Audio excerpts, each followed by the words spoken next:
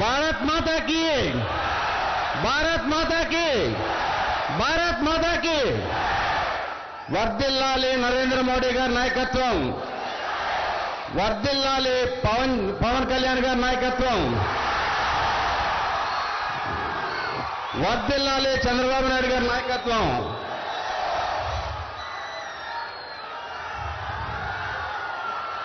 ప్రత్యేకంగా ఈరోజు విజయవాడకి, ముఖ్యంగా పశ్చిమ నియోజకవర్గానికి నా కోరిక మేరకు పశ్చిమ నియోజకవర్గ కుటుంబ సభ్యులందరినీ అడ్రస్ చేయడానికి పవన్ కళ్యాణ్ గారు వచ్చినందుకు ప్రత్యేక ధన్యవాదాలు.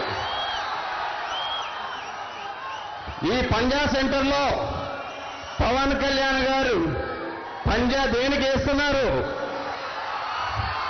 ఈ అరాచక పాలన పోవాలని, మంచి పాలన రావాలని, రాష్ట్ర భవిష్యత్తు కోసం, ఆంధ్రప్రదేశ్ ప్రజల కోసం ఎన్నో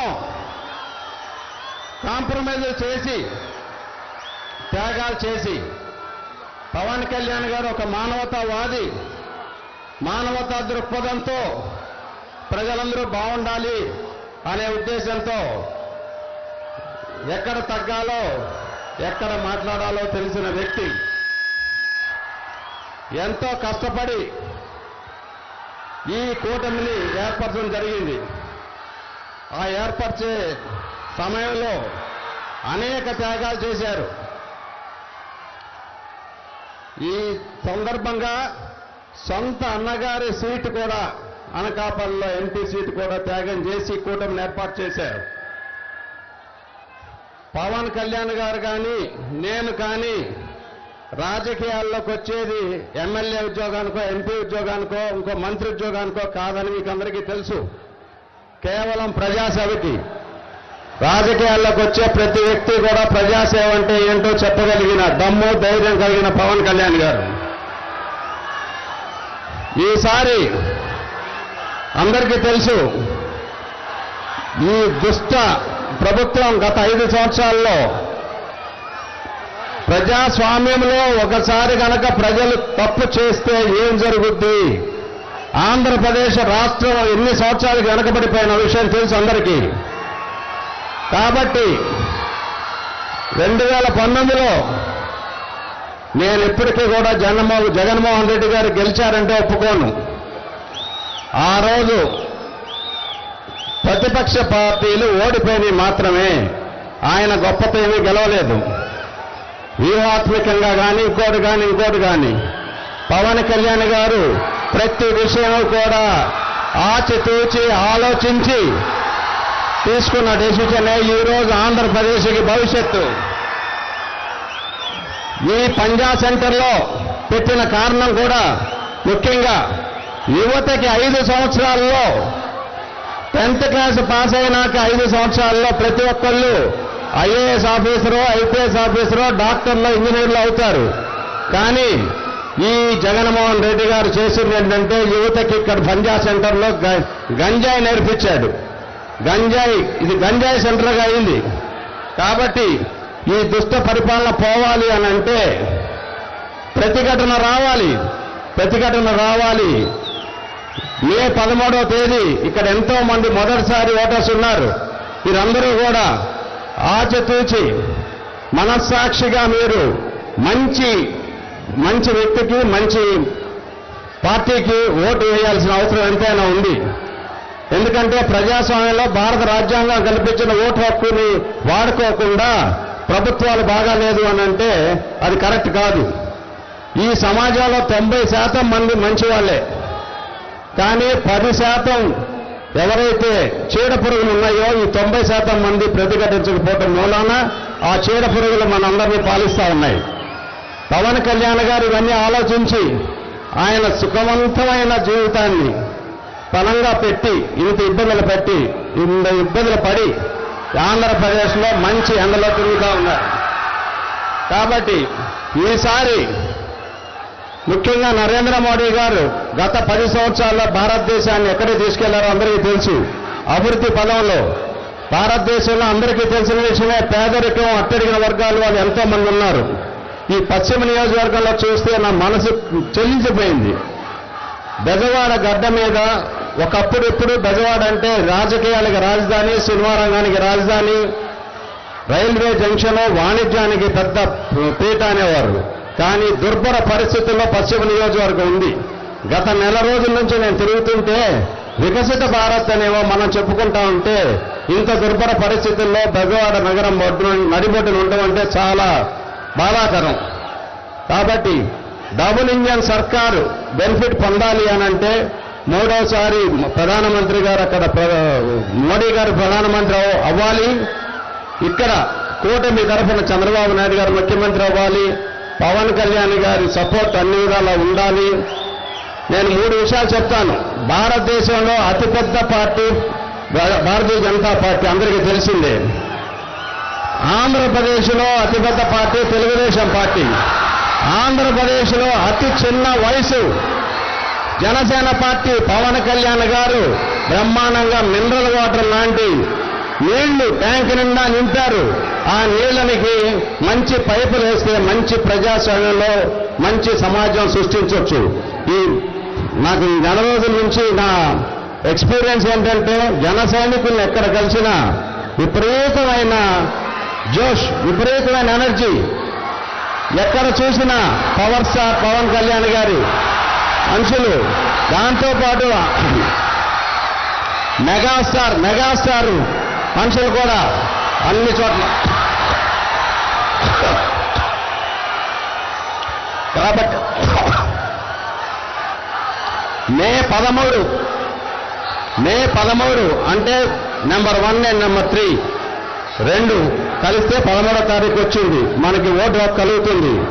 కాబట్టి దయచేసి కేశినేని చిన్ని గారికి సైకిల్ ఓటుకి నెంబర్ 1 నొక్కాలి, కమలం గుర్తుకి నెంబర్ 3 నొక్కాలి. 1-3 13న చేయవలసిన పని ఏంటంటే ఆ రోజు తారీఖు గుర్తుపెట్టుకొని నెంబర్ 1 అండ్ 3 కమలం గుర్తుకి సైకిల్ గుర్తుకి ఓటు వేసి, ముఖ్యంగా మీరందరూ ఎంతో కష్టపడతా ఉన్నారు. గత నెల రోజుల నుంచి నేను క్యాండిడేట్గా అభ్యర్థిగా కష్టపడతాం. వేరు జన సైనికులందరూ తెలుగుదేశం పార్టీ కార్యకర్తలు, కార్యవర్గ సభ్యులు, భారతీయ జనతా పార్టీ కార్యకర్తలు, కార్యవర్గ సభ్యులు అందరూ కూడా విపరీతంగా కష్టపడతా ఉన్నారు. వాళ్ళందరికీ కూడా నా ధన్యవాదాలు. ఈ విధంగా మీరు ఇదే జోష్లో మీరు ఇంకొక 3 రోజులు కష్టపడి ఈసారి ఎట్టి పరిస్థితుల్లో ఉదయం 6 గంటలకే అందరినీ కూడా ఇంట్లో ఉన్న వాళ్ళని, అత్తని, మావని, అక్కని, చెల్లిని, అన్నని, తమ్ముడిని, తాతగారిని అందరినీ కూడా తీసుకెళ్లి 7 గంటలకల్లా ఓటింగ్ చేపించవలసిందిగా కోరుకుంటూ 10 గంటలకల్లా 75% ఓటు అవ్వాలనేది మోడీ గారి ఆదేశం. నా రిక్వెస్ట్ కూడా అదే. కాబట్టి మీరందరూ కూడా ఇంతకి 4 గంటలు జోష్తో జూన్ 4వ తేదీన బ్యాలెట్ బాక్సులు బద్దలవటం ఖాయం. టీవీ బాక్సులు బద్దలవుతాయి. ఆ రోజున మళ్ళీ ఇంకోసారి, ఆ తర్వాత మళ్ళీ ఇంకోసారి కలుద్దాం. ఈ అవకాశం ఇచ్చినందుకు పవన్ కళ్యాణ్ గారికి మరొక్కసారి నేను ధన్యవాదాలు చెప్పుకుంటూ, వారు వచ్చినందుకు మీరందరూ కూడా ఇంతసేపు ఉన్నందుకు కూడా ధన్యవాదాలు చెప్పుకుంటూ సెలవు తీసుకుంటున్నాను. ఇప్పుడు కేశినేని చిన్ని ఎంపీ అభ్యర్థి గారు మాట్లాడతారు.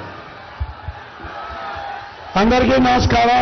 ముఖ్యంగా జన సైనికులు చాలా జోష్ మీద ఉన్నారు. ఇవాళ విజయవాడ నగరంలో నిన్న జన సైనికులు, తెలుగుదేశం నాయకులు, కార్యకర్తలు, భారతీయ జనతా పార్టీ నాయకులు, కార్యకర్తలు డబల్ ఇంజిన్ సర్కార్ వచ్చినట్టు నిన్న ఒక జోషు, ఇవాళ ఒక జోషు, డబల్ జోష్. ఇవాళ అది విజయవాడ నగరానికి డబల్ జోష్ ఇచ్చావా? అందరూ నేను 2 నిమిషాలు మాట్లాడతా. సార్, మీ వల్ల ఇవాళ కూటమి కలయిక అద్భుతంగా జరిగింది. ఇవాళ తెలుగుదేశం ఎన్డీఏలోకి రావటానికి ముఖ్య కారణం మీరే. ఒక్కటే చెప్తా మన జన సైనికులకి అందరికీ, ఇవాళ సారు ఎక్కడ తగ్గాలో ఎక్కడ నెగ్గాలో తెలిసిన వ్యక్తి పవన్ కళ్యాణ్ గారు, అవునా కాదా? కాబట్టి కొన్ని విషయాల్లో త్యాగం చేసినా ఆంధ్రప్రదేశ్ ప్రజల హృదయాలు నెగ్గారు సార్. మీకు మన శిరస్సు వంచి నమస్కరిస్తున్నాం. తప్పకుండా ఈ చెడిపోయిన రాష్ట్రంలో మీరు చంద్రబాబు నాయుడు గారు, మోడీ గారి దయ వల్ల మళ్ళీ రాష్ట్రం బాగుపడాలని ఇవాళ రాష్ట్ర ప్రజలందరూ కోరుకుంటున్నారు. మీకు ఇవాళ ఎన్ని ఇబ్బందులు వచ్చినా మీరు చేసిన త్యాగం ఈ రాష్ట్రం మర్చిపోదు. అందరికీ మరొక్కసారి చెబుతున్నాం, నాకు సుజనా చౌదరి గారికి రాష్ట్రం అంతా తెలుగుదేశం, జనసేన, భారతీయ జనతా పార్టీ అభ్యర్థులకు ఓటేసి ఇక ప్రజా జీవితంలో ఎవరైతే మనల్ని ఇబ్బంది పెట్టారో అటువంటి వారు మిగలకుండా ఉండాలని కోరుకుంటూ ఈ అవకాశం ఇచ్చిన ప్రతి ఒక్కరికి ధన్యవాదాలు తెలుపుకుంటూ రేపు 13వ తారీఖు ఒకటో నంబర్ గుర్తు సైకిల్, 3వ నంబర్ గుర్తు కమలం సుజనా చౌదరి గారు తప్పకుండా ఓటు వేసి జన సైనికులు మీరు చాలా బాగా కష్టపడుతున్నారు. ఇక్కడున్న కోఆర్డినేషన్ చాలా బాగా ఉంది సార్. తప్పకుండా అన్ని నియోజకవర్గాల్లోనూ విజయవాడ పార్లమెంట్ లాగా ఉంటే అత్యధిక సీట్లు గెలుస్తామని తెలియజేసుకుంటూ జై జనసేన, జై పవన్ కళ్యాణ్, జై తెలుగుదేశం, జై చంద్రబాబు నాయుడు గారు, జై బీజేపీ, జై మోడీ గారు. Thank you. ఇప్పుడు మీరందరూ వేచి చూస్తున్నా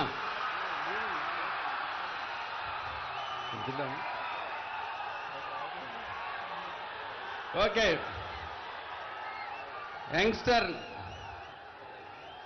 రాధా గారిని మాట్లాడవలసిందిగా కోరుకుంటున్నారు. 2 నిమిషాలు.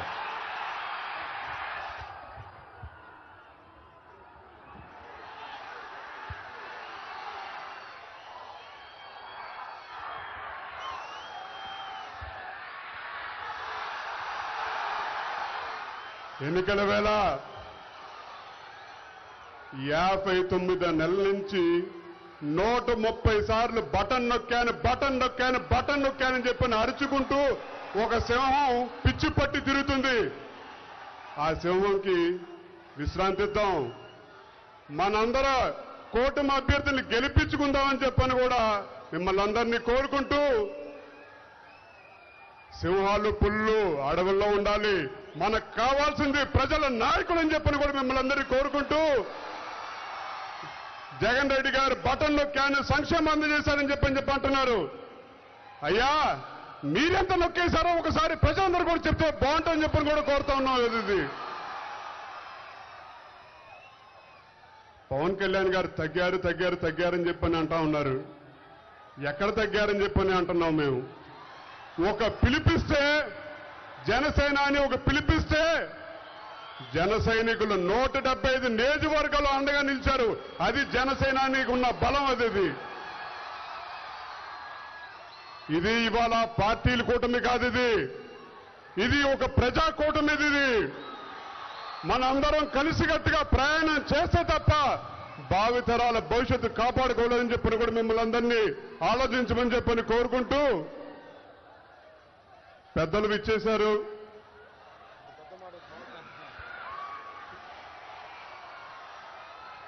ఇవాళ మనందరం కలిసికట్టుగా ప్రయాణం చేయాలని చెప్పని మిమ్మల్ని అందరినీ కోరుకుంటూ,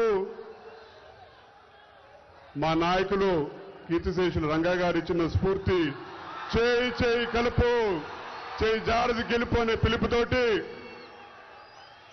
తప్పకుండా జగన్ రెడ్డి గారిని మళ్ళీ తిరిగి వెనక్కి పంపించేద్దామని చెప్పని కూడా మిమ్మల్ని అందరినీ కోరుకుంటూ, పులివెందల పీకేనా, పులివెందల పిఠాపురం కుప్పమా,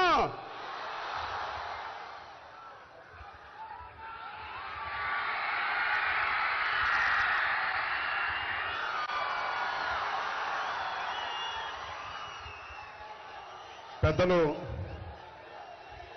మనందరికీ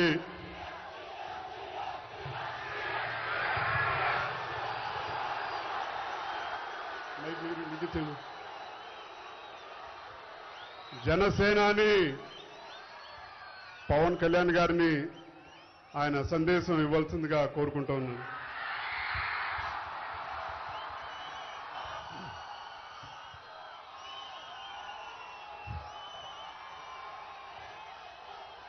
విజయవాడ మొత్తం పంజా సెంటర్లో విజయవాడ మేల్కొని పంజా విసిరితే ఎలా ఉంటుందో ఈరోజు పంజా సెంటర్లో చూపించారు. ఇప్పుడు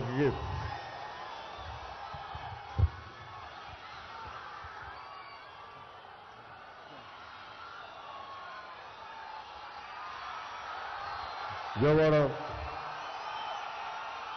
ఈ మన పంజా సెంటర్లో మేడల పైన ఉన్న ఆడపడుచులు, పెద్దలు, దారి పొడవుతా ముస్లిం సోదరులు, ముస్లిం సోదరీమణులు ఆ మధ్యల నుంచి మేడల నుంచి ఒక్కొక్కరు చెయ్యూపుతా ఉన్నారు. నాకు అందరూ కనిపిస్తూ ఉన్నారు.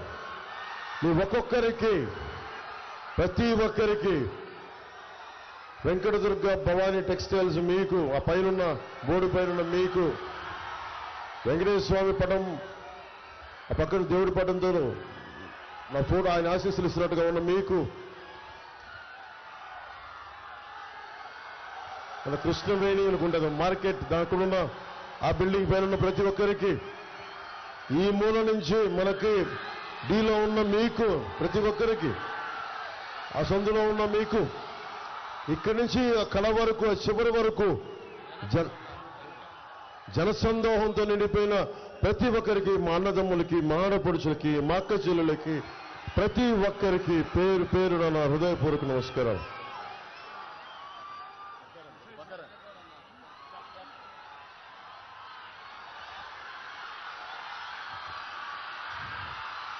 వెనక ఉండిపోయి నేను కనిపించట్లేదు, పెద్ద మనసుతో మీరు నన్ను క్షమించాలి. మీకు నా హృదయపూర్వక నమస్కారం. టార్చ్ లైట్లు పట్టుకుని మీకు, సెల్ టార్చ్లు పట్టుకున్న మీకు,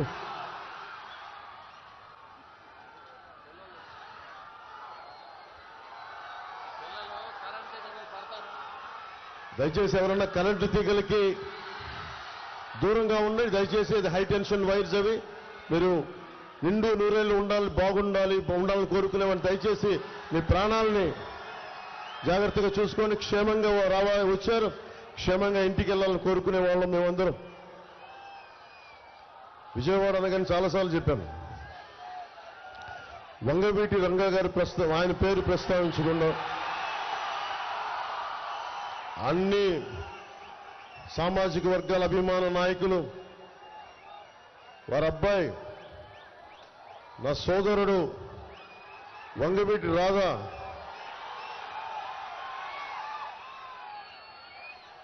ఏమో ఈ మధ్యన పాలిటిక్స్ మీద కన్నెర చేశాడు, ఈ మధ్యన అలిగాడు, ఈ మధ్యన పాలిటిక్స్ మీద, రాజకీయాల మీద అలిగిన వ్యక్తిని ఫస్ట్ టైం నేను ఈయనే చూస్తా ఉన్నా. ఎన్నిసార్లు గడ్డం పట్టుకుని రానన్న రామ్మ అంటే ఎండే మాట. నా పార్టీలో కొద్ది కనీసం ఉండు, విజయవాడ ప్రజలకి అవసరం, నాన్నగారి వారసత్వాన్ని ముందుకు తీసుకెళ్ళాలి, అది చాలా చాలా అవసరం. అండగా నిలబడ్డ వ్యక్తి. సరే ఏ పరిస్థితులు అయితే ఫైనల్గా మొత్తం జూలు తులుపుకొని బయటకు వచ్చాడు. ఈ రోజున దాక్కుని ఉన్నాడు కింద వ్యాన్లో, వారాయి కింద. లాభం లేదు, నువ్వు బయటికి రావాల్సిందే, నువ్వు విజయవాడ ప్రజలకి నువ్వు నీ ముఖ వర్చస్సు చూపించాల్సిందంటే బయటికి పట్టుకుని లాక్కొచ్చాను. వారికి సోదరుడు వంగవీటి రాధా గారికి నా హృదయపూర్వక నమస్కారాలు. వ్యక్తులు చాలా అవసరం మనకి, బలమైన నాయకుల సమూహం అవసరం. విజయవాడ వెస్ట్కి చెప్తా, విజయవాడ నేను పార్టీ పోటీ చేస్తున్నాను, మనం కూటమి ఉందనగానే జలీల్ ఖాన్ గారు వచ్చారు ఫస్ట్ మన ఎమ్మెల్యేకి. జలీల్ ఖాన్ గారికి నేను తెలియకపోవచ్చు, కానీ చిన్నప్పుడు నాకు జలీల్ ఖాన్ గారు తెలుసు చిన్నప్పటి నుంచి. ఇక్కడ మాచవరంలో మా పెద్దమ్మలు ఉండేవాళ్ళు, మరి ఇప్పుడు దర్శకుడిగా ఉన్నాడు మెహర్ రమేష్. మేమందరం ఇక్కడ మాచవరంలో నేను వచ్చేవాడిని, ఎప్పుడు సమ్మర్ హాలిడేస్కి వచ్చేవాడిని, వేసవి సెలవులకి వచ్చినప్పుడు చాలా నాకు అద్భుతంగా ఉండేది. అలాంటి కొండల్లో మాచవరం కూడా అలాంటి కొండ అనుకుంటే అక్కడికి వెళ్ళేవాడిని. అలాంటి సమయంలో మా పెద్దమ్మ అల్లుడు ముఖ్యంగా మాకు జలీల్ ఖాన్ గారి దగ్గర పనిచేసేవారు. ఆయనకి వ్యాపారంలో కొంత భాగస్వామ్యం పనిచేసేవారు ఆయనతోటి. అలా నాకు జలీల్ ఖాన్ గురించి ఎప్పుడు వినేవాడిని. అలాంటి జలీల్ ఖాన్ గారు వచ్చి మీరు అవకాశం ఇస్తే నేను వెస్ట్ నుంచి పోటీ చేస్తానంటే నాకు నిజంగా తెలియదు. కూటమి అన్ని కూర్చొని పెద్దలందరూ కూర్చొని మాట్లాడాలి. అలాంటిది జలీల్ ఖాన్ గారికి మనసు ఇప్పి నేను జనసేనలోకి వస్తానంటే మనస్ఫూర్తిగా రోజున ఒకటే చెప్పాను, జనసేనగా మీరు టీడీపీలో ఉన్న జనసేనలో ఉన్న మనందరం అన్ని పార్టీల ఐక్యతతో పనిచేస్తున్నాం. నిజంగా మీ భవిష్యత్తుని మేము అండగా చూసుకుంటాం, మీకు అండగా ఉంటామని ఆ రోజు మనసిప్పి ఈరోజు మద్దతు తెలుపుతున్నందుకు ముఖ్యంగా మొట్టమొదటిగా జలీల్ ఖాన్ గారికి నా హృదయపూర్వక నమస్కారాలు, హృదయపూర్వక ధన్యవాదాలు. అలాగే జిల్లా రాష్ట్ర ఆర్గనైజింగ్ కార్యదర్శి ఎంఎస్ బైక్ గారికి నా హృదయపూర్వక నమస్కారాలు.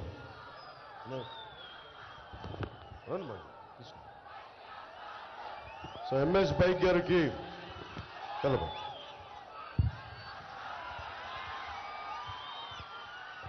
నా హృదయపూర్వక నమస్కారం.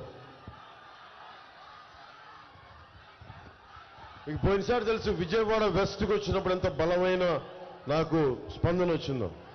ఈసారి కూటమి తీసుకున్నప్పుడు ఇది జనసేన స్థానం అని మనం కన్ఫర్మ్ అయ్యి మనకి గాజు గ్లాస్ గుర్తు జనసేనకి మన నియోజకవర్గం అయినప్పటికీ మన పోటీ మనకి పొత్తులో మనకి రావాల్సిన నియోజకవర్గం అయినప్పటికీ నన్ను భారతీయ జనతా అధినాయకత్వం ఒకటి అడిగింది.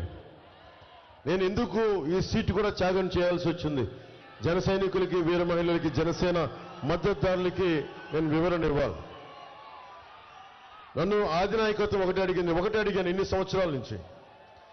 2014లో ఆ రోజున జనసేన టీడీపీ జనసేన భారతీయ జనతా పార్టీ ఎలా కలిసి వెళ్ళినాయో అరాచక పాలన అయిపోయింది. అమ్మవారి ఉత్సవ విగ్రహాలను తీసుకెళ్లే రథాలు వెండి సింహాలు పోతే కాల్మనీలో కూర్చొని అరెస్ట్ అయిన వ్యక్తుల్ని దుర్గాదేవి గుడికి చైర్మన్ గా పెట్టారు.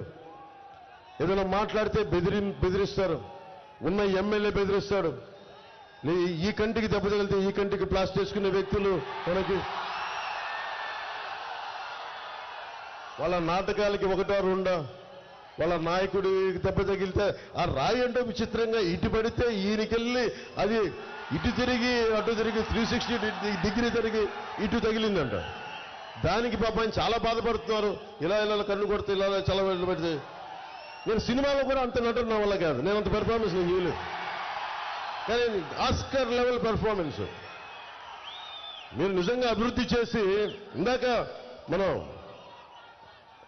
కూర్చోబెట్టి మనం రోడ్ షో చేస్తూ ఉంటే ఒకటే అనిపించింది, ఎంత దుర్గంధం ఉంది మన డ్రైనేజ్ వ్యవస్థలో, అంత దుర్గంధం ఉంది. రోజు నేను ఒక్కసారి రావడానికి అంత దుర్గంధాన్ని అనుభవిస్తూ ఉంటే రోడ్డు సైడ్ షాపులుండి తినుబండారాల కేంద్రాలుండి ఎలా దుర్గంధంలో మన విజయవాడ ముఖ్యంగా మనకి నియోజకవర్గాలు ఇబ్బందిగా ఉంటాయని నాకు బాధిస్తుంది. నేను మీకు మాటిస్తున్నాను, కూటమి ప్రభుత్వం రాగానే మన డ్రైనేజ్ ఫెసిలిటీని అన్నిటినీ బాగు చేసే బాధ్యత మన కూటమి ప్రభుత్వం తీసుకుంటుంది. చూడటానికి అల్లంత దూరాన మనకి కొండల మీద ఉన్నాయి, చూడటానికి చాలా అద్భుతంగా ఉంది చూడటానికి నైట్ టైం. కానీ లోపలికి వెళ్తే ఎంత బాధ ఉంటుందో, రోడ్లు ఉండవు, వ్యవస్థలు సరిగ్గా ఉండవు. అలాంటిది ప్రత్యేకించి కొండల మీద ఉన్న వాళ్ళందరికీ ఒక ప్రత్యేకమైన సమస్య ఉంది, ఆరోగ్య సమస్య. చాలా మందికి పక్షవాతం వస్తూ ఉంది. నేను మీకు మాటిస్తున్నాను, విజయవాడ పశ్చిమ నియోజకవర్గ అన్నదమ్ములందరికీ ఏదైతే ఉద్దానం లాంటి సమస్య ఏదైతే ఉందో, మనకి ఉద్దానంలో కిడ్నీ సమస్య, మన పశ్చిమ నియోజకవర్గం ముఖ్యంగా కొండ ప్రాంతాల్లో ఉన్న అందరికీ ప్రత్యేకించి పక్షవాతం వస్తుందని దాని మీద దృష్టిలో ఉంది నాకు. దాని మీద నేను సరైన ఆరోగ్యకరమైన దాన్ని రీసెర్చ్ చేయాలి, దాన్ని ఎందుకు ప్రత్యేకంగా వస్తున్నాయి దాని మీద గుర్తించి పరిష్కార మార్గాన్ని కనుక్కొని మీరు ఆరోగ్యంగా ఉండేలాగా మేమందరం కృషి చేస్తాం. మీకు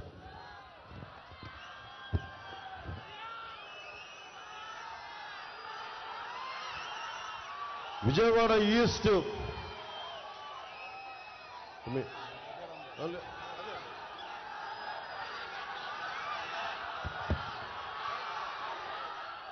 విజయవాడ ఈస్ట్ మన అమ్మిశెట్టి వాసు ఉన్నారు. అతను ఎలాంటి పుట్టినరోజు జరుపుకుంటే మొత్తం విజయవాడ అంతా కదిలి వచ్చేస్తుంది. నా ముందు చాలా మర్యాదగా ఉంటాడు, దూరంగా తిరుగుతుంటాడు. కానీ లోపల ఒక టన్ను శక్తి ఉన్నవాడు, టన్నుల శక్తి, అగ్నిగోళం పెరుగుతూ ఉంటుంది. అమ్మిశెట్టి వాసుకి నిలబడే నాయకుడు, భవిష్యత్తులో విజయవాడకి బలంగా ఉండే జనసేన నాయకుల్లో బలమైన వ్యక్తి. ఈస్ట్లో బాధ్యతలు అప్పగిస్తే గద్దె రామ్మోహన్ రావు గారు సిట్టింగ్ ఎమ్మెల్యే, వారి కోసం వాసు మనం ఆయనకి ఇవ్వాలి అంటే ఒక్క మాట మాట్లాడాల. అన్నా నువ్వు చెప్పన్నా నీ మాట నేను వింటాను అంతే చెప్పి మనస్ఫూర్తిగా ఈ రోజున కూటమికి గద్దె రామ్మోహన్ రావు గారి కోసం విజయవాడ తూర్పు నియోజకవర్గం నుంచి గద్దె రామ్మోహన్ రావు గారు సిట్టింగ్ ఎమ్మెల్యే పోటీ చేసిన ఆయనకి అండగా నిలబడ్డాడు. అమ్మిశెట్టి వాసుకి మన విజయవాడ ప్రజలందరి తరపున, జనసేన పార్టీ తరపున నువ్వు ఇంత అండగా కూటమికి నిలబడినందుకు మనస్ఫూర్తిగా నా హృదయపూర్వక కృతజ్ఞతలు వాసు నీకు.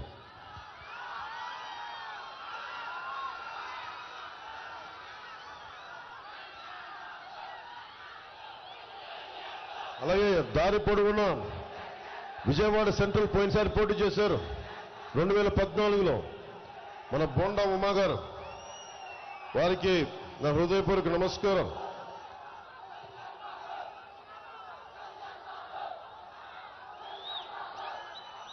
అలాగే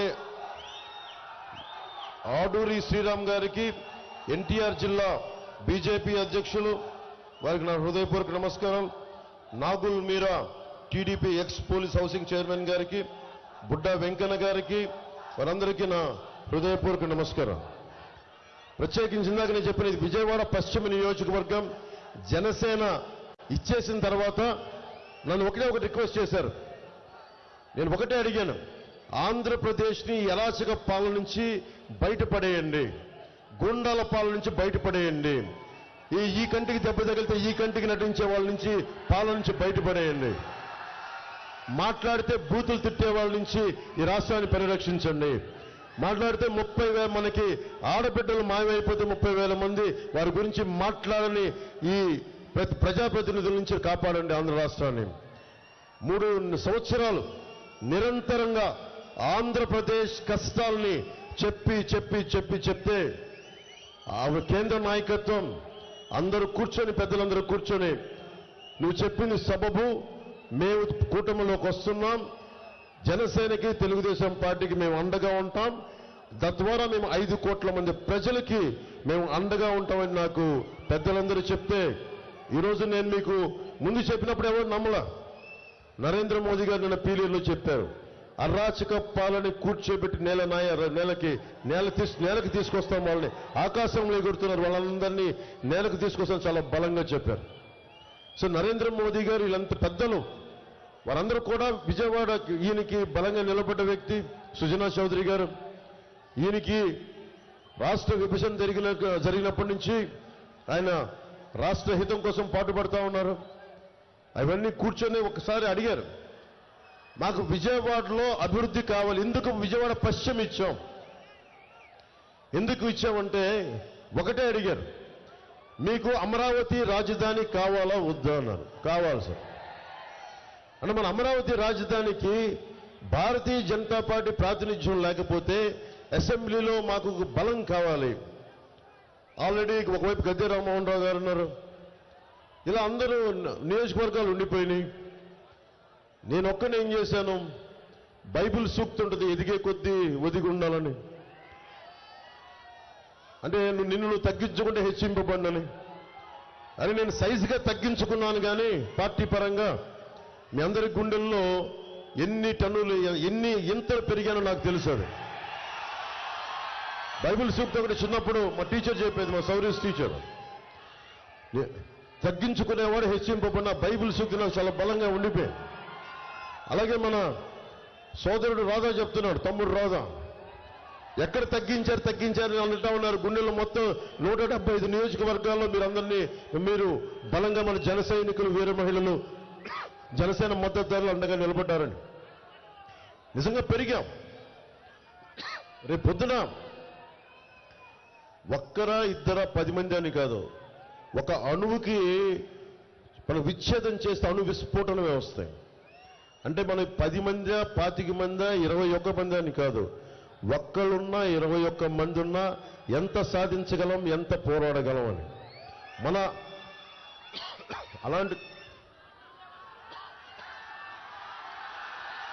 మాట్లాడి మాట్లాడి గొంతు పోయింది.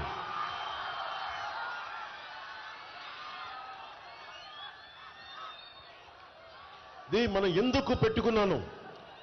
సో ఒకటే చెప్పారు కేంద్ర నాయకత్వానికి, మా విజయవాడ సీటు పశ్చిమం బలంగా ఉంది, మాకు కూటమి కోసం తగ్గాను. మళ్ళీ ఇంకొక మారు నాకు ఒకటే కోరుకున్నా, 5 కోట్ల మంది ప్రజల్ని పరిరక్షించండి, అమరావతిని రాజధాని చేయండి, నేను తగ్గుతానని. అమిశెట్టి వాసుకు చెప్తే అమిశెట్టి వాసు వెంటనే వెనక్కి వెళ్ళాడు. స్థానిక ఉండే జనసేన నాయకులకి నా పేరు ఉటంకించడం ఇష్టం లేదు. నేను పెంచిన వ్యక్తి అతను ఎవరికీ తెలియదు విజయవాడలో. నేను పెంచిన వ్యక్తి, అండగా నిలబడ్డ వ్యక్తి, లాస్ట్ టైం కూటమి అప్పుడు నిలబడ్డ వ్యక్తి, ఈరోజు కూర్చొని నేను పెంచిన వ్యక్తి వైసీపీ మాయలో పడి నన్ను తిడతా ఉంటే నాకు ఒకటే అనిపించింది, నేను అలాంటి భయాలు నాకు లేవు.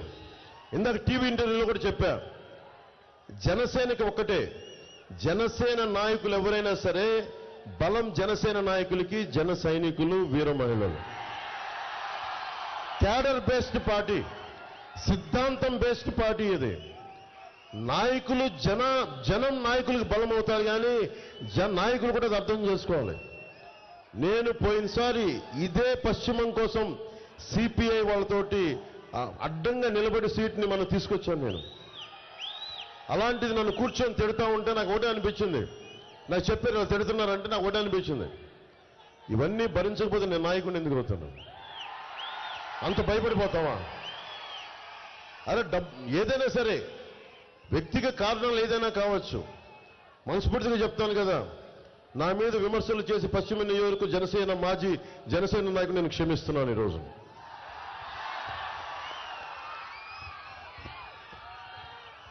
సుజనా చౌదరి గారు మనందరం ముందున్నారు. ఈ రోజున మనకి విజయవాడ పశ్చిమ నియోజకవర్గం మనకి అండగా నిలబడ్డారు. ఎప్పటి నుంచి కూడా చాలా బలమైన గొంతు, కేంద్రంలో చాలా బలమైన పటిష్టమైన మనకి సంబంధాలు ఉన్న వ్యక్తి, చాలా అండదండల్ని మనకి అమరావతికి తీసుకురాగల వ్యక్తి. ఆయనని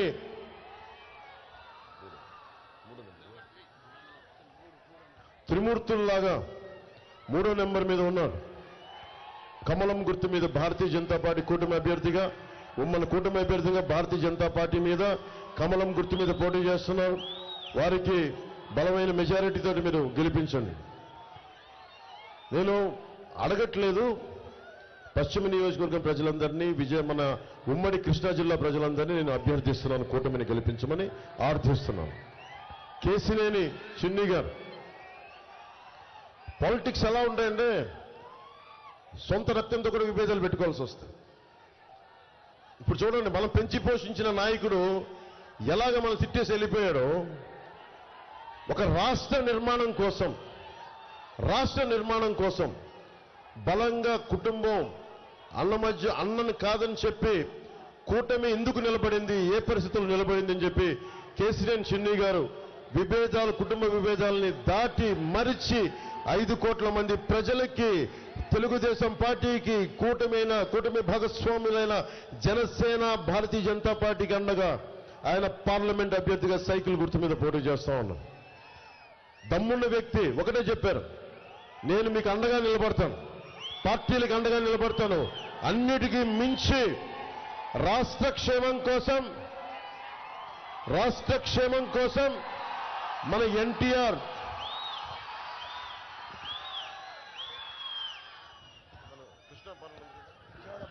విజయవాడ పార్లమెంటు బాగోగులు నేను చూసుకుంటాను, భవిష్యత్తును నాకు బలంగా చూసుకుంటానని ఆయన మాట్లాడితే సంపూర్ణంగా ఆయనకి కూటమి తెలుగుదేశం పార్టీ వారికి అండగా నిలబడింది.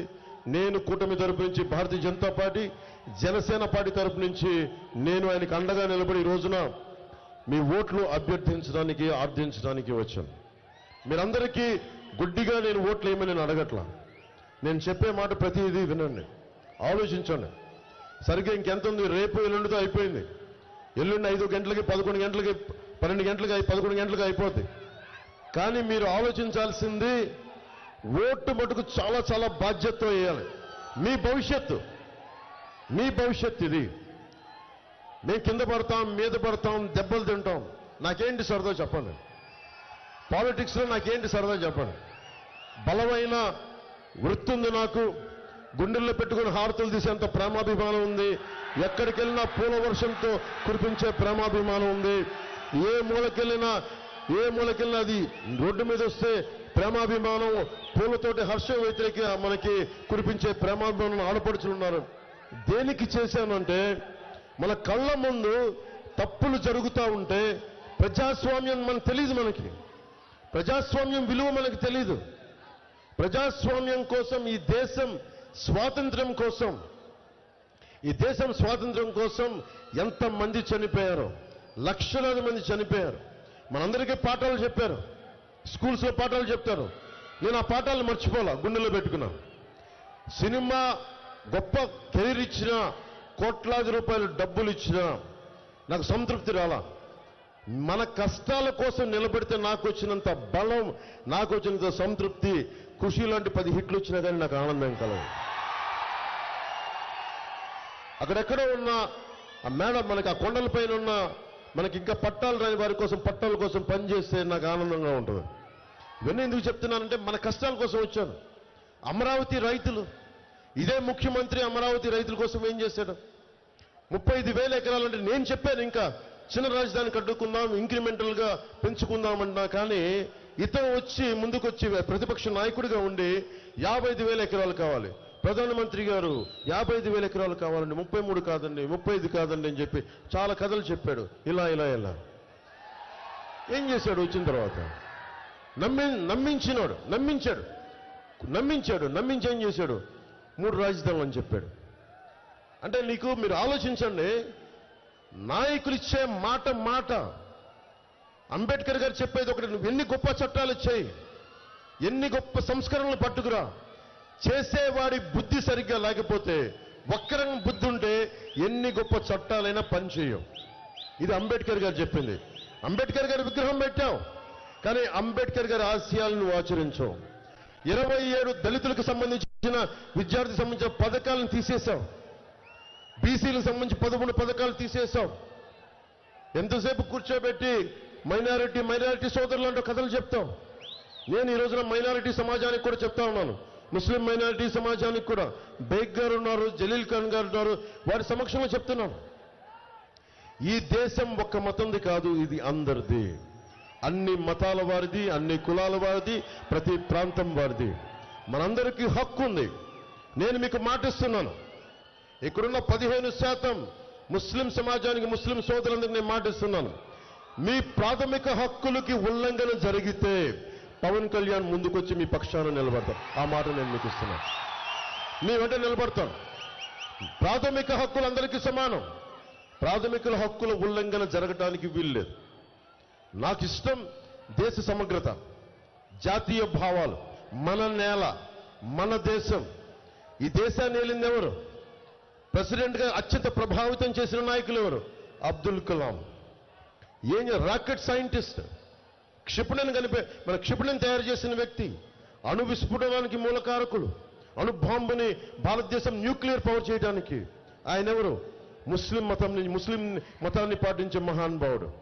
ఈ దేశం ఎప్పుడు నువ్వు ముస్లిమా, హిందువా, క్రిస్టియన్నా, జైనువా, సిక్కు అని చూడదు. నువ్వు దేశభక్తి ఉందా లేదా అని చూస్తుంది. అలాంటి గొప్ప దేశం ఇది. అలాంటి గొప్ప దేశాన్ని కొంతమంది ఇబ్బంది కలుగజేస్తారు, భయపెడతారు. మనకి జగన్ చెప్తా ఉన్నాడు, మేము మైనారిటీలు భద్రతగా ఉండరు, జాగ్రత్త కథలు చెప్తా ఉన్నాడు. నేను మీకు మాటిస్తున్నా, మేమెవ్వరం కూడా ఓట్ బ్యాంక్ పాలిటిక్స్ చెయ్యం. నిజంగా ఈ దేశ క్షేమాన్ని ఆలోచించేవాడు ఎవరైనా సరే అన్ని మతాలు, అన్ని కులాలు బాగుండాలని కోరుకుంటాడు, కానీ ఇది బాగుండాలని ఎవరు కోరుకోరు. ప్రధానమంత్రి గారు కూడా మీకు ఏం తెలుసు, హజ్ యాత్రకి సౌదీ ప్రిన్స్తో మాట్లాడి ఎక్కువ సంఖ్య బలం పెంచారు. హజ్ యాత్రకి భారతదేశం ముస్లింలకి ఎక్కువ కావాలి, మీరు ఇవ్వండి అంటే హజ్ యాత్రకి ఎక్కువ మందికి ముస్లింలకి భారతదేశం నుంచి వెళ్ళేలాగా అవకాశం కల్పించారు. దాదాపు 18 లక్షలు అత్యధికంగా మనకి కూర్చోబెట్టి ముస్లింస్కి స్కాలర్షిప్స్ ఇచ్చిన వ్యక్తి ప్రధానమంత్రి మోదీ గారు. నేను మీకు చెప్తున్నాను, బలంగా ఉందాం. మీకోసం ముఖ్యంగా మైనారిటీ సమాజానికి చెప్తా ఉన్నాను, మీకు అండగా ఉంటాం.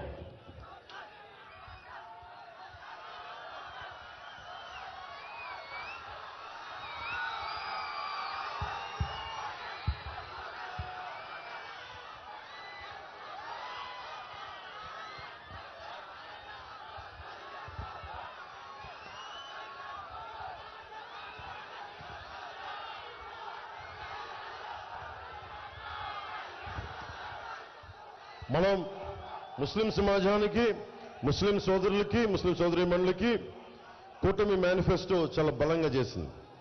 ముస్లిం మైనారిటీ సంక్షేమం కోసం 50 ఏళ్ళకి పెన్షన్, ఈద్గాలకి, కబ్రిస్తాన్లకి ఎక్కడ చూసినా నాకు చాలాసార్లు అడుగుతుంటారు, మాకు కబ్రిస్తాన్లకి స్థలాలు ఉండవు, పాతిన చోట మళ్ళీ పాతాల్సి వస్తుందంటే దానికోసం కూటమి మనకి కమిటీ ఆలోచించి ఈద్గాలకి, కబ్రిస్తాన్లకి స్థలాలు కేటాయించడం, ముఖ్యంగా మన విజయవాడ సమీపంలోనే హజ్ హౌస్ కట్టడం, నూర్ భాషా కార్పొరేషన్కి ఏటా 100 కోట్ల రూపాయలు కేటాయించడం, దుల్హన్ పదానికి కొనసాగింపుగా ₹1,00,000 అందిస్తామని కూటమిలో ఉన్నది. అలాగే మైనారిటీ ఫైనాన్స్ కార్పొరేషన్ ద్వారా 5 లక్షలు వడ్డీ లేని రుణాలు ఇవ్వటం అనేది ముఖ్యంగా మన కూటమి ప్రభుత్వం తీసుకున్న నిర్ణయాలు, మన మేనిఫెస్టో నిర్ణయాలు. ముఖ్యంగా ఇక్కడ ఉన్న యువతకి మీకు ఎన్ని ఉద్యోగాలు కల్పించింది ప్రభుత్వం? వైసీపీ ప్రభుత్వం ఎన్ని ఉద్యోగాలు కల్పించింది? మీ ఆశ ఏముంటుంది చెప్పండి. ఏమ్మా మీరు వ్యాన్లో ఉన్నారు, అక్కడ కూర్చున్నారు, మీరు బిడ్డలను పెట్టుకొని వచ్చారు, మీరు ఎందుకు వచ్చింటారు? మార్పు కావాలనే కదా మీరందరూ వచ్చింది. మార్పు కావాలి. మార్పు ఎలా వస్తుంది? నిలబడే నాయకులు ఉన్నప్పుడు మార్పు వస్తుంది. నిలబడే నాయకులు ఉన్నప్పుడు అందరూ మీరు వచ్చి మద్దతు తెలుపుతారు. మీకోసం ఒకటే చెప్తున్నాను, లా అండ్ ఆర్డర్ ఎంత దిగజారిపోయింది. మనకి మన ముఖ్యమంత్రి ఉన్న కోతవేడు దూరంలో ఒక ఆడబిడ్డకి, దివ్యాంగురాలని మానానికి అగౌరవం చేస్తే ఈ రోజుకి పోలీస్ వ్యవస్థ పట్టుకోలా.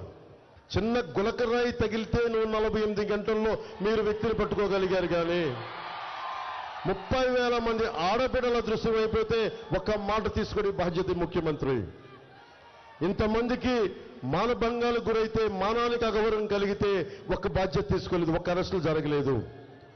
బాపట్లలో పాపం అమర్నాథ్ గౌడ్ని, రేపల్లిలో అమర్నాథ్ గౌడ్ని నిర్దాక్షిణ్యంగా జొన్న చేనులో తీసుకెళ్లి నరికి మనకి పెట్రోల్ కాల్ చేస్తే నిందితులను పట్టుకొని వారం రోజులు తిరక్క ముందే జైలు నుంచి వాళ్ళకి బెయిల్ ఇచ్చేశారు. ఏం సంకేతాలు పంపుతీవి? అంటే నువ్వు క్రైమ్ చేస్తే, తప్పు చేస్తే మా ప్రభుత్వం అండగా ఉంటుందన్న సంకేతాలు పంపుతున్నావు. ఎందుకు 30,000 మంది ఆడబిడ్డలు అదృశ్యం అవుతారు? ఎవరు మాట్లాడతారు? తెలుగుదేశం ప్రభుత్వం సంపూర్ణంగా ఉన్నప్పుడు కూడా లా అండ్ ఆర్డర్ బలంగా ఉండేది. నేను కోరుకునేది విజయవాడలో గొడవలు జరగకుండా ఉండాలి అంటే లా అండ్ ఆర్డర్ చాలా చాలా చాలా బలంగా ఉండాలి. అందరూ క్షేమంగా ఉండాలంటే లా అండ్ ఆర్డర్ చాలా బలంగా ఉండాలి.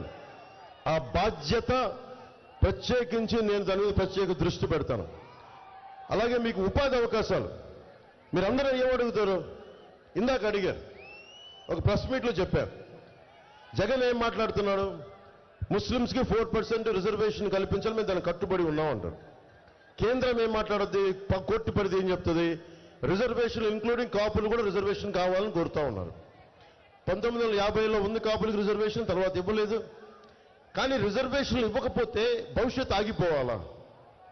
ఈ రోజున జగన్ మాట్లాడుతున్నాడు ముస్లింకి 4% కట్టుబడి ఉన్నానని. నువ్వు ఇచ్చిన సిపిఎస్గా నువ్వు కట్టుబడి ఉండలా, ముస్లిం రిజర్వేషన్ మీద కట్టుబడి ఉండవు. నువ్వు మద్యపానాన్ని నిషేధిస్తావని చెప్పి అధికారంలోకి వచ్చినవాడు, దానికే నువ్వు కట్టుబడలా. ఇసుక దోపిడీని అడ్డుకుంటానని చెప్పి నువ్వు కూర్చొని నువ్వు ఇసుకని సెంట్రలైజ్ చేసావు, ఒక్క కంపెనీకి ఇచ్చేసుకుని నీ కంపెనీలకి. ఇన్ని రకాలుగా మాటలు తప్పిన వ్యక్తి ముస్లిం సమాజానికి కూడా ఈరోజు ఏం చెప్తున్నాను, రిజర్వేషన్ ఇస్తాం, 4% మేము కట్టుబడి ఉన్నాం. దయచేసి ఆ మాట ఎవరు నమ్మొద్దు. ఎందుకంటే ఇవన్నీ వెళ్తే కాపు రిజర్వేషన్, అందరూ అన్ని కులాలు రిజర్వేషన్లు కోరుకుంటున్నాయి, ఏదో కొద్ది కులాలు తప్ప. మళ్ళీ అది ఫైనల్గా కోర్టులో తేలుద్ది. నా కోరిక ఏంటి, నా ఉద్దేశం ఏంటంటే కోర్టులకి తేల్చే లోపు సంవత్సరాలు పట్టొచ్చు, దశాబ్దం పట్టొచ్చు, 5 సంవత్సరాలు పట్టొచ్చు. ఈలో పరిస్థితి ఏంటి? ఉపాధి అవకాశాలు ఎట్లా చేయాలి, ఉపాధి ఎలా కల్పించాలి, దీని మీద ఆలోచించారా? దీని మీద ప్రభుత్వాలు ఆలోచించాలి కదా, దీని మీద జగన్ ఆలోచించాడా? 5,000 రూపాయలు ఇచ్చి నేను 1,50,000 మందికి నేను మన కూర్చోబెట్టి ఉద్యోగాలు ఇచ్చానంటాడు. 5,5 లక్షల మందికి నువ్వు ఎక్కడ ఇచ్చావు నువ్వు ఉద్యోగాలు? 2.5 లక్షలు ఇచ్చానంటావు, 5,000 రూపాయలు ఇచ్చానంటావు. వాలంటీర్ జాబ్ ఏంటిది? అది పర్మనెంట్ జాబా? మీకు 5,000 రూపాయలు జీవితకాలం సరిపోద్దా? ఒకే సంవత్సరానికి సరదాగా ఒక కూర్చొని 2 సంవత్సరాలు 3 సంవత్సరాలు, 5 జీవితకాలం మీకు 5,000 రూపాయలు సరిపోద్దా? మీ కుటుంబాలను పోషించగల 5,000 రూపాయలకి మరి ఏం చేయాలి? నేను ప్రతి చోట ఎందుకు చెప్తాను, మనకి మేనిఫెస్టోలో ఎందుకు పెట్టాం? కుల గణాంకాలతో పాటు ఎంతమంది ముస్లింస్లో నేను ప్రతిభావంతులను చూశాను, ఎంతమంది ప్రతిభావంతులను చూశాను. వాళ్ళు వ్యాపారం పెట్టుకుంటే చాలా చిన్నపాటి ఊతం కావాలి. ముస్లిం సమాజంలో కొంతమంది ప్రతిభావంతులకి, అన్ని కులాల్లో ప్రతిభావంతులు ఉన్నారు. పాడేరు అరకుకి వెళ్తే బలమైన ఎస్టీ సామాజిక మనకి సామాజిక వర్గంలో బలమైన మనకి పరిజ్ఞానం, విషయ పరిజ్ఞానం, తెలివితేటలు ఉన్న వాళ్ళు ఉన్నారు. వాళ్ళకి ఏం కావాలి? వాళ్ళకి ఊతం ఇవ్వాలి. మార్షల్ ఆర్ట్స్ నేర్చుకున్నాడు కుర్రాడు, మలేషియాకి వెళ్ళాలన్నా గోల్డ్ మెడల్ కొట్టాలి అంటే అబ్బాయికి మనకి ట్రైబల్ డెవలప్మెంట్ అథారిటీ నుంచి మనకు ఊతం ఉండదు. ఎంతసేపు వ్యక్తుల్ని కుల గణాంకాలతో ఆపేస్తున్నాం. నేను కుల గణాంకాలకి కొనసాగింపుగా నేను కోరుకుంటుంది ప్రతిభా గణాంకాలు కావాలి. ఇక్కడున్న యువకుడున్నాడు, నీకేం కావాలి, నీకేం అవ్వాలనుంది?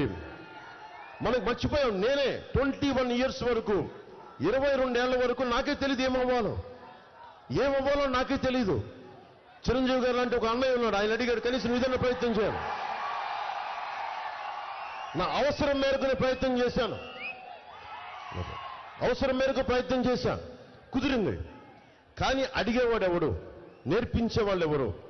నేను కోరుకుంటుంది కూటమి ప్రభుత్వం మీకు పెద్దన్న పాత్ర వహించాలి. చిరంజీవి గారు నాకు ఎలా పెద్దన్న పాత్ర వహించారో కూటమి ప్రభుత్వం, కూటమి నాయకులందరూ మన యువతకి పెద్దన్న పాత్ర వహించాలి. ఈరోజు మీరు ముస్లిమా, హిందువా, క్రిస్టియనా, నువ్వు అణగారిన కులమా, లేదా ఎస్సీయా, ఎస్టీయా, నాకు ఇవి తెలియదు.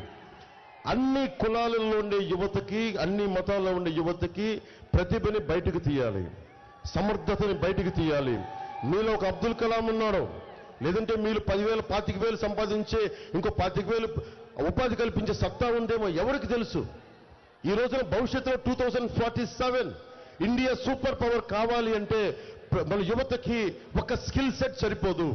మీరు ఒక స్కిల్ సెట్ సరిపోదు, ఒక నైపుణ్యం సరిపోదు, 4-5 నైపుణ్యాలు కావాలి, 4-5 స్కిల్ సెట్స్ కావాలి. ఎవడు నేర్పిస్తాడు అవన్నీ? ప్రభుత్వం బాధ్యత తీసుకోవాలి. ఆ బాధ్యత, అందుకే నేను మీకు మాటిస్తున్నాను యువతకి, మీకోసం దశాబ్దం అన్ని వదిలి పెంచిన నాయకులు బూతులు తిడుతుంటే నేను భరిస్తా ఉన్నాను. దేనికోసం భరిస్తాను? మీకోసం భరిస్తాను, మీ భవిష్యత్తు కోసం. నేను మీకు మాటిస్తున్నా, మీకోసం మాటిస్తున్నా, మీ భవిష్యత్తు కోసం అహిర్నిశలు ఒళ్ళుంచి నేను పనిచేస్తాను మీకోసం. మీ భవిష్యత్తు కోసం అసెంబ్లీలో మీ గళం వినిపిస్తాను. రోడ్డు మీద చిన్న చిత్తు పేపర్లో నలిగిపోయి పొట్లం విసిరేస్తే దాన్ని పట్టుకొని నేను మాట్లాడతాను. జనవాణి కార్యక్రమం ఎలా వచ్చింది? ముఖ్యమంత్రి రోడ్లు విస్తరణకి, ఇంటి విస్తరణకి రోడ్లు వెడల్పు చేస్తే ఉన్న ఇల్లు కూలగొడితే ఒక ఆడబిడ్డ వచ్చి, ఒక చెల్లి వచ్చి, అన్న నాకు ఇల్లు కొట్టి వాలంటీర్ని అన్నా,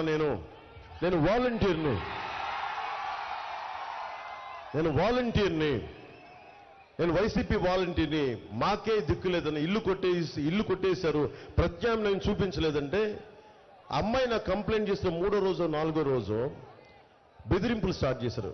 ఎందుకు వెళ్ళావు నేను అంటే వాళ్ళ అన్నయ్యకి బెదిరింపులు ఇచ్చారు, చంపేస్తామని చెప్పారు. ఏం జరిగింది అంటే ఒక 10 రోజుల తర్వాత మళ్ళీ ఒక నెల రోజుల తర్వాత ఆ అమ్మాయి వచ్చి మళ్ళీ చాలా మంది ఇట్లా ఇంత జనం ఉంటే పార్టీ ఆఫీస్ దగ్గర అన్న ఇట్లా మాట్లాడితే తీసుకున్నాను. నాకు గుర్తుంది, అమ్మాయి చెప్పమ్మా నీ పేరు ఏంటని. ఎందుకని పేపర్ తీసుకుంటే, అన్న ఒకసారి నీతో మాట్లాడాలి 5 నిమిషాలంటే 5 నిమిషాలు వెళ్తే దీనివల్ల నీకేం ఆనందం వస్తుంది? దీనివల్ల అంటే నా కోరిక ఏంటంటే, నా విన్నపం ఇది ప్రధానమంత్రి గారి మీదకి విసిరేశారు. ఉత్సాహం ఉండాలి కానీ ఇబ్బంది పెట్టేలా ఉండకూడదు. నా రిక్వెస్ట్ ప్లీజ్. నా భయం వేసింది. నన్ను ప్రధానమంత్రి గారి మీద అందరూ ఎర్రతువ్వాళ్ళు గబుక్కుని ఉత్సాహం విసిరేస్తుంటే, అరే ప్రపంచంలో అత్యంత పవర్ఫుల్ నాయకుడు, మనం తక్కువ చేయకుండా మనం ఆయన్ని గౌరవించాలి. మనం జెండాలు పట్టుకొని నేను నిమిషాన్ని అర్థం చేసుకుంటా. నాకు తెలుసు సలసలసల కాగే రక్తం ఏం చేస్తా, అన్న ఇటు చూడని చెప్పడం. మీరేం చేయాలి? తువ్వాళ్ళు ఇలా ఊపండి, ఆనందం ఇసరటం వల్ల అది మన సంస్కారంగా, అది మటుకు దయచేసి నా రిక్వెస్ట్. మీ ఉత్సాహం కాదని మళ్ళీ విషయానికి వద్దాం. ఆ బిడ్డ నా దగ్గరికి వచ్చి మాట్లాడాలి, చెప్పమ్మా ఏమైంది అంటే, వచ్చి నా దగ్గరికి ఏం చెప్పింది, అన్న ఆ రోజు నీ దగ్గరికి వచ్చి చెప్పాను కదన్నా, చెప్తే మా అన్న కనిపించట్లేదన్నా, మొన్న వారం రోజుల క్రితం మా అన్నని శవమై తిరిగి వచ్చారన్న, ఒక ట్రైలర్ ఆటోలో పట్టుకొచ్చారన్న మా అన్నని. ఏం జరిగిందమ్మా అన్న ఆ రోజు నీకు వచ్చి కంప్లైంట్ చేయగానే చాలా బెదిరింపు కాల్సి వచ్చినాయి అన్న, మా అన్నని బెదిరించారన్న. సాయంత్రం సండేకి వెళ్ళి ఆదివారం అన్న రోజున ఆదివారం ఇంటికి వెళ్ళి చేపలు కొనుక్కొస్తానని మార్కెట్కి వెళ్ళాడన్నా, ఇంటికి రాలేదన్న. మధ్యాహ్నం రాలేదన్నా, సాయంత్రం రాలేదు. నెక్స్ట్ డే 24 గంటల తర్వాత నేను ఒంగోలుకి వెళ్ళిపోయానని ఫోన్ చేశాడంట. ఎందుకు వెళ్ళిపోయావు అన్నయ్య వాళ్ళ అన్నయ్య అమ్మాయి అడిగితే నేను చెప్తానులే అంటాడు. 72 గంటల తర్వాత అబ్బాయి శవమై ట్రైలర్లో పట్టుకొచ్చి వదిలేసి వెళ్ళిపోయారు. అమ్మాయి భయపడిపోయింది, తల్లి ఆ బిడ్డ వాళ్ళ అన్నయ్య. అన్నం చంపేశారు. పోలీసులు దాని మీద రెస్పాన్స్ ఇవ్వలేదు. నేను మాట్లాడితేనేమో తెలుసు కదా ఈ ప్రభుత్వం ఎలా ఉంటుందో, దాని మీద ఖాతరు చేయలేదు. నేను చెప్తున్నాను మీకు, ఆ కేసు తిరిగి రీఓపెన్ చేయిస్తాను. ఆ బిడ్డ ఏడుపు నేను మర్చిపోలేను, ఆ చెల్లెలు ఏడుపు నేను మర్చిపోలేను. రీఓపెన్ చేయిస్తాను ఆ కేసు. అలాగే ఎందుకు చెప్తున్నాను ఈ మాట అంటే, జనవాణి కార్యక్రమం అలా ప్రారంభమైంది. నేను వినటానికి రెడీగా ఉన్నాను. మన పశ్చిమ నియోజకవర్గం ఉంది, ఇక్కడ మనకి సమస్య ఉంది. మన నాయకుల్ని పంపిస్తాను, వెళ్ళిపోయిన నాయకులను వదిలేద్దాం, కొత్త నాయకులను తయారు చేస్తాం, మీలో నుంచి పుట్టిస్తాం నాయకుల్ని. మనం ఉన్న నాయకుల్ని ముందుకు పైకి తీసుకొస్తాం. మీ సమస్యకి ఆయన ఎమ్మెల్యేగా ప్రమాణ స్వీకారం చేయబోతారు కొద్ది రోజుల్లోనే, మనకి జూన్లో. నేను తీసుకెళ్తాను, ఆయన ఎలాగ చేస్తారు, ఆయనకి చెప్పక్కర్లా. కానీ ప్రత్యేకమైన అభ్యర్థులు ఏదైనా ఉంటే జనసేన దృష్టికి తీసుకురండి.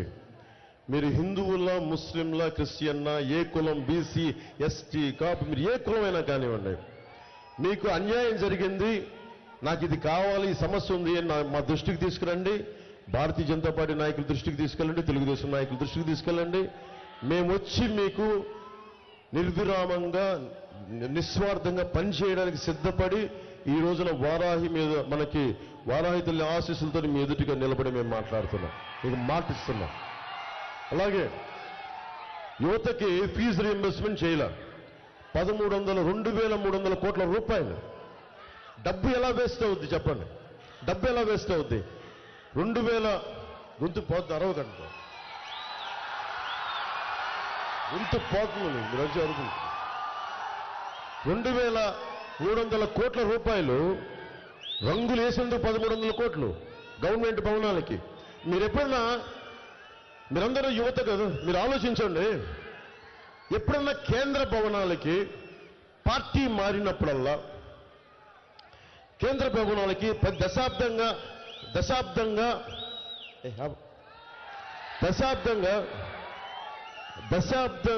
భారతీయ జనతా పార్టీ దేశాన్ని నడుపుతోంది. ఎప్పుడన్నా సరే ప్రభుత్వ భవనాలకి భారతీయ జనతా పార్టీ రంగులేయడం మీరు చూశారు? ఉన్నది కదా.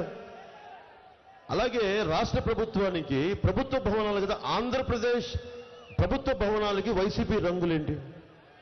డబ్బులు వేస్ట్ చేశారు అంటే వాళ్ళు ఇస్తారు రాజ్యం. ఎందుకని మీరు ఈ రోజున వస్తున్నారు, బయటికి జెండా పట్టుకొని వస్తున్నారు. తల్లి నువ్వు వస్తున్నావు, నువ్వు ధైర్యంగా వస్తున్నావు. నీలాంటి ఆడబిడ్డలకి ధైర్యం ఇవ్వడానికే, నీలాంటి చెల్లెలకి ధైర్యం ఇవ్వడానికే, నీలాంటి యువతలకి నీకు గుండె ధైర్యం ఇవ్వడానికి జనసేన ఉంది. యువతకి ధైర్యం ఇవ్వడానికే, మీ భవిష్యత్తు కోసం ఉన్నాను నేను. మేమందరం మీ భవిష్యత్తు కోసం కలిసి పోటీ చేయడానికి, మేము అండగా ఉండడానికి ఉన్నాం. ఏం చేయాలి? డబ్బు ఎక్కడ వేస్ట్ అవుతుంది? 2,300 కోట్ల రూపాయలు జెండాలు దించడం, 2,300 కోట్ల రూపాయలు రంగులు మార్చడానికి. మద్యపాన నిషేధం విధిస్తామని చెప్పి ఏం చేశాడు? మద్యాన్ని అమ్మడం ప్రారంభించాడు. 41,000 కోట్లు. ఎవరు చనిపోయారు? ఫస్ట్ ఇక్కడ ప్రభుత్వం రాగానే ఎవరు చనిపోయారు? భవన నిర్మాణ కార్మికులు చనిపోయారు. 39 మంది, దాదాపు 40 పైచీలకు అఫీషియల్గా చనిపోయారు. దేనికి? ఇసుక అనే ముడి పదార్థాన్ని కూర్చోబెట్టి తప్పు జరిగిపోతుంది, బెటర్ ఇసుక పాలసీ అని చెప్పి గత ప్రభుత్వం కంటే కూర్చొని దాన్ని ఒక కంపెనీకి పెట్టేశారు. ఒక కంపెనీ జేపీ వెంచర్స్ అని పెద్దిరెడ్డి గారు, మిథున్ రెడ్డి గారు, వైవి సుబ్బారెడ్డి గారు, వైఎస్ జగన్ గారు వాళ్ళ కంపెనీకి వెళ్ళిపోయినప్పుడు 40,000 కోట్ల రూపాయలు. ఆ డబ్బు ఎవరిది? మనది, మీది, మనది, మీ భవిష్యత్తుది. ఇసుక, సహజ వనరులు అందరివి, ఏ ఒక్కరి సొత్తు కాదు. దాన్ని కొద్దిమంది డబ్బులు చేసుకోవడం కోసం అమ్మటానికి అడ్డగోలు అందరికీ అందుబాటులో ఉండాలి. అందుకని మనం ఉచిత ఇసుక పథకాన్ని ముందుకు తీసుకెళ్తున్నాం. మనకి అల్పాదాయ వర్గాలందరికీ ఉచిత ఇసుక పథకాన్ని తీసుకెళ్తున్నాం. ముఖ్యంగా యువతకి మీరు కనుక ప్రజాస్వామ్యాన్ని మీరందరూ మీరు కామర్స్ చదువుకొని సివిక్స్ చదువుకొని ఉంటారు, హిస్టరీ చదువుకొని ఉంటారు. మీరందరూ బేసిక్ ఫండమెంటల్ రైట్స్ తెలుసు కదా, నీకు తెలుసమ్మా, నీకు ప్రాథమిక హక్కులు తెలుసు కదా, నీకు అవగాహన ఉంది కదా. ప్రాథమిక హక్కులు చదువుకుని 10th లోనూ ఇంటర్లో చదువుకుంటాం కదా. ప్రాథమిక హక్కులతో పాటు ప్రాథమిక బాధ్యతలు ఉంటాయి. ఇది నా హక్కు అని మాట్లాడతాం, ప్రాథమిక బాధ్యతలు కూడా ఉంటాయి. నేను ప్రాథమిక బాధ్యతలు నిర్వర్తిస్తూ ప్రాథమిక హక్కుల కోసం పోరాటం చేస్తున్నాను. మీకు అండగా నిలబడతాం. నేను కోరుకుంటున్న ఒక్కటే, 2047లో నీకు ఎంత ఉంటాయమ్మా? ఒక 18 ఏళ్ళ 20 ఏళ్ళ 20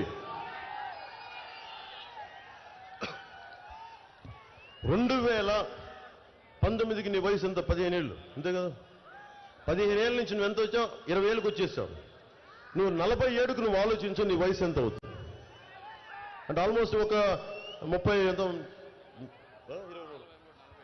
నువ్వు 40లోకి వచ్చేస్తావు, ఊహించుకో. 5 సంవత్సరాల కాలం గిరం తిరిగిపోద్ది. నా భయం ఏంటంటే మీరు చాలా బాధ్యతగా కాలం మీ భవిష్యత్తు కోసం ఆలోచించి ఓటేసుకోకపోతే, నా ఓటు పెద్ద విలువే ఉంది, నా ఓటు ఎవరికైనా వేసేస్తాను, అలా వేయకండి. నా మాటలు కూడా గుడ్డిగా నమ్మద్దు, మీరు ఆలోచించండి నా మాటలు. దశాబ్దం నుంచి పవన్ కళ్యాణ్ అనే వ్యక్తి ఏమి సంపాదించుకున్నాడని రోడ్డు మీద నిలబడి అడ్డమైన సన్నాసుల చేత మాట అనిపించుకుంటున్నాను నేను మీకోసం. ఎందుకంటే మీకు ధైర్యం ఇవ్వడానికి వచ్చాను. మనం భయపడిపోతే ఎట్లా? మనం సమాజంలో రౌడీలకు భయపడిపోతే ఎట్లా? సగటు మధ్యతరగతి మనిషి భయపడిపోతే ఎట్లా? ధైర్యం ఉండాలి, మనకి ధైర్యం ఉండాలి. కులాల ఐక్యత ఎందుకు కోరుకున్నా? జనసేన 7 సిద్ధాంతాలు, కులాల ఐక్యత చాలా కీలకం. నేను ఇందాక టీవీ ఇంటర్వ్యూలు చెప్తా ఉన్నా. వ్యాపారం చేసేటప్పుడు అన్ని కులాలు నాకు కావాలి, సినిమా యాక్ట్ చేస్తా, నేను నా కులం అనుకుంటే నేను సంపాదించగలను, హిట్ అవుతుంది సినిమా. వ్యాపారం చేసేటప్పుడు నాకు అందరూ కావాలి, పని చేసుకునేటప్పుడు నా కులం అంటే కుదరదు. ఆ సంస్కృతి మారాలి. అన్ని కులాలకి సమాన ప్రాతినిధ్యం చాలా చాలా అవసరం. దాంతో అన్ని కులాల ఐక్యతని ప్రతి ఒక్కరు గుర్తించాలి. నేను గుర్తించాను. కులాలకు అతీతంగా ఈ రోజున నేను కూటమిని ముందుకు తీసుకెళ్తున్నాను. అది ఎందుకని? నాకు అందరూ సమానం చాటి చెప్పడానికి, అన్ని మతాలు సమానం అని చాటి చెప్పడానికి. అందుకని దృష్టిలో పెట్టుకొని, మీ భవిష్యత్తుని దృష్టిలో పెట్టుకొని మీరు ఓటు వేయండి. మే 13న పొద్దున్నే ఎండ ఎక్కువ రాకముందే 6 గంటలకే స్టార్ట్ అవుతుందని మనం అడిగాం. 6 గంటల నుంచి 11 లోపు మ్యాక్సిమం 70% ఓట్లు వేసేయండి. 70% వేసేయాలి. మీ భవిష్యత్తు మీ చేతిలో ఉంది. నేను నిలబడ్డా. ఓడిపోతే నాకు బాధ ఉండదు అనుకుంటున్నారా? అవమానం ఉండదు అనుకుంటున్నారా? కానీ అవమానాన్ని దాటి ఎందుకు నిలబడతామంటే, ఆశయం కోసం నిలబడ్డ వాడికి అవమానం ఉండదు, ఓటమి ఉండదు, ముందడిగే ఉంటుంది, గెలుపే ఉంటుంది. పిఠాపురం నుంచి పోటీ చేస్తున్నా, నేను గెలుస్తున్నా. దశాబ్దం తర్వాత నన్ను నిలబెట్టారు. దశాబ్దం తర్వాత వచ్చి అన్నా నీకు అండగా ఉంటామని చెప్పారు. మీకు నేను మాటిస్తున్నా, మీ గళం, యువత గళం అసెంబ్లీలో వినిపిస్తాం. మన బీజేపీ తరపున ఎమ్మెల్యే వైఎస్ సుజనా చౌదరి గారు ఉన్నారు, బలంగా మాట్లాడతారు. ఆయన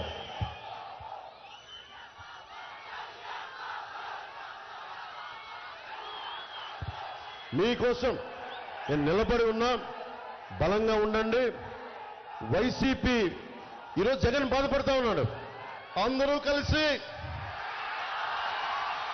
నేను గొంతు వణుకుతోంది జగన్కి. అందరూ కలిసి ప్రతిపక్షాలని కుట్రబడి నన్ను ఓడించాలని చూస్తున్నాయి. నువ్వేం చేసావమ్మా? కాదయ్యా, నాకు బేసిక్ మౌలికమైన ప్రశ్న జగన్ అడగాలనుకుంటా. ప్రతిపక్షాలు ఉంది నేను గెలిపించడానికి, నిన్ను ఓడించి విజయం సాధించడానికి ప్రతిపక్షాలు ఉన్నాయి. అధికారులని అన్యాయంగా అధికారులని ఇష్టానికి బదిలీ చేస్తారు.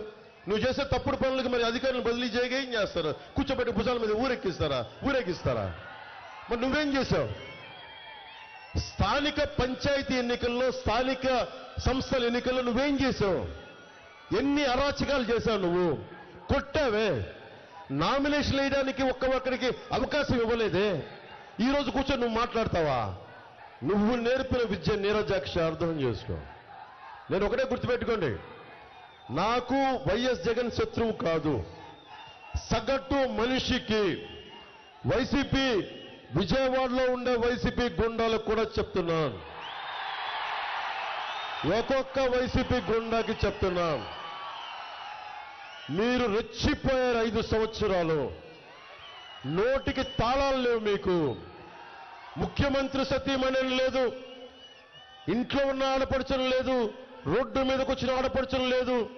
మీ బూతులు, మీ ఆడబిడ్డల్ని మీరు వేధించిన విధానం, మీరు you have to pay price for it. మిమ్మల్ని స్ట్రీమ్ లైన్ చేస్తాం ఖచ్చితంగా. రాజకీయ నాయకుల మాటలకి అందరికీ కూడా నాతో సహా అందరూ చాలా బాధ్యతగా ఉంటాం. నేను బాధ్యతగా ఉంటాం. వైసీపీ నాయకులు పరిధి దాటి మాట్లాడారు, వాళ్ళకి పరిధి అంటే ఏంటో తెలియజేస్తాం. వైసీపీ విజయవాడలో ఉండే వైసీపీ గుండాలకి మీరు రోడ్ల మీదకొచ్చి మీరు భయపెడదాం అనుకుంటే గుర్తుపెట్టుకోండి, ఇక్కడ ఉన్నది పవన్ కళ్యాణ్ తాట తీసేస్తాడు, గుర్తుపెట్టుకోండి. నేను తెగించి వచ్చా, గుర్తుపెట్టుకోండి, రాజకీయాల్లోకి. నీలాగా అక్కడ గనుల్ని దోచేద్దాం, ఇసుక చేసుకుందాం, మద్యం అమ్మదం లేదు. మీరు అడ్డగోలుగా ఉంటే, గతంలో మీరు చాలా మంది నాయకులు వచ్చినారు ఇక్కడికి, వైసీపీ గుండాల మటుకు మీరు జాగ్రత్తగా ఒళ్ళు దగ్గర పెట్టుకుని బతకండి. మీరు ఓడిపోతున్నారు.